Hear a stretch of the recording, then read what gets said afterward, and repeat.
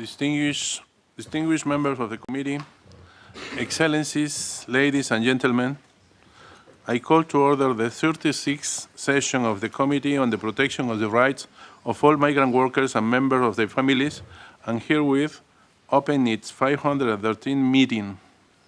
I would like to greet and welcome all of you to the hybrid 36th session of the committee at the Palais Wilson, ground floor conference room. Maintenant, je donne la parole à Ben El Mostafa Okacha du Forum annuel pour le développement et la citoyenneté.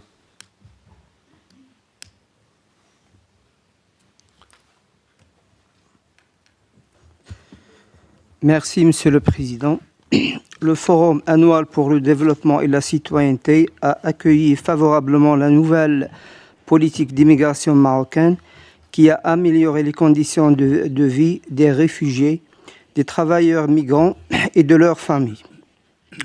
Grâce aux deux processus de régularisation menés en 2014 et 2016, à la suite de ces deux processus, 50 000 personnes se sont vues accorder un statut officiel et ils ont reçu un permis de séjour valide pour 3 ans renouvelable. Toutefois, d'un autre côté, un grand nombre d'immigrés en situation irrégulière résidant au Maroc se trouvent toujours dans une situation difficile et le principal problème subi par ces immigrants reste leur déportation, en particulier des villes du Nord vers d'autres régions, afin de les déplacer loin des zones où ils sont concentrés dans les villes du nord du Maroc, à proximité des frontières européennes. Les migrants en situation irrégulière font également face à des problèmes liés à l'emploi, à la nutrition, aux soins médicaux et aux conseils juridiques.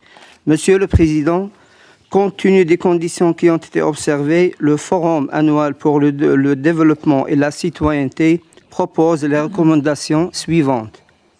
Adoption d'une nouvelle loi garantissant la protection des immigrants et des réfugiés et leur conférant des droits conformes aux normes internationales des droits de l'homme.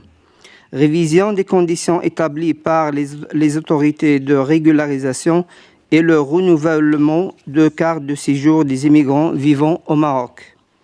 La mise en liberté des migrants détenus dans le cadre des événements survenus au poste frontalier de Barrio Chino en 2022, étant donné que ce ne sont que des victimes des politiques d'immigration.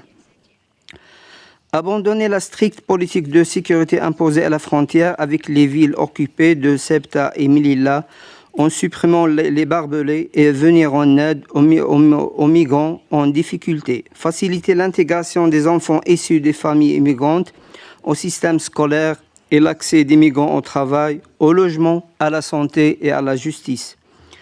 Mise en œuvre d'une stratégie nationale pour combattre et prévenir la traite des personnes et protéger les immigrants contre les bandes criminelles et le crime organisé.